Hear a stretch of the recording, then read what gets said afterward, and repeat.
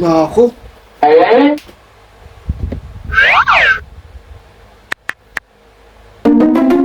Patay na naman ako kay sir na ito. Oh no! Tawagan ko nga.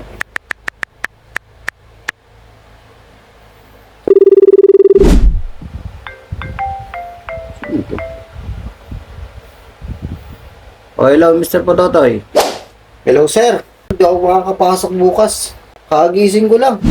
Ah, okay lang. Nani? Oo. Drop ka naman na sa akin eh. Anak ka ng pu.